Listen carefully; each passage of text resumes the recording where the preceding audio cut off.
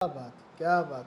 सुभान अल्लाह। कुरान करीम भी इंसान पढ़ता है, दुरूद शरीफ भी इंसान पढ़ता है। जैसे आप अब रमज़ान है तो रोज़े में बाज़ लोग कुरान की तिलावत करते हैं, बाज़ लोग दुरूद पढ़ते हैं, या आम ज़िंदगी में भी कुरान की तिलावत। तो मैं ये पूछना चाहता हूँ कि इन दोनों में से अफ़ज़ल क्या चीज़ है? देखिए, इसमें वैसे तो कुरान मजीद ही अफ़ज़ल है, अच्छा। लेकिन लोगों के अपने-अपने मदारिज होते हैं, अपने-अपने स्टेजेस होते हैं। सही।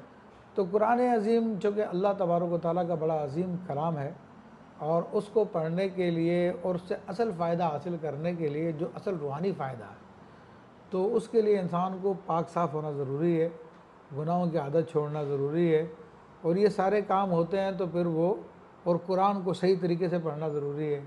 वरना अगर किसी शर्त में कमी हो तो ख़ुद नबी अलैहिस्सलाम फरमाते हैं कि रुब्बा तालिल कुरान वल कुरान यलअनुहु, कि बहुत सारे कुरान पढ़ने वाले ऐसे हैं कि कुरान उन पर ख़ुद लानत कर रहा होता है, अस्तग़फिरुल्लाह अज़ीम। कि कुरान को सही तरीके से नहीं पढ़ते वो, या दुनिया के लिए पढ़ रहे होते हैं और सारी ज़िंदगी दुनिया के भर के काम करते रहे लेकिन कुरान पढ़ना नहीं सीखते। नहीं सीखते हैं। उनको इसमें तकलीफ़ होती है कि किसके साथ बैठ के तजवीज़ सीख लें, कुरान का तरीक़ाकार सीख लें।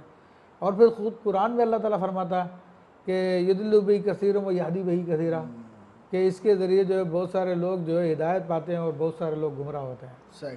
तो कुरान ऐसे शख्स जो कि गुनाह में मुलव्वस हों और इसकी शराइत को पूरा, कुरान की शराइत को पूरा नहीं कर पाते, तो उनके हक़ में दुरूद पाक पढ़ना अफ़ज़ल है, क्योंकि दुरूद पाक से इंसान की दीन की हिफाजत होती है। सुभान अल्लाह। हाँ, वो लोग जो अपने आप को इन गुनाहों से दूर कर चुके हैं और अपने आप की तरबियत कर चुके हैं, तो उनके हक़ में बहरहाल कुरान मजीद पढ़ना अफ़ज़ल है। सुभान अल्लाह, क्या बात। अच्छा, अब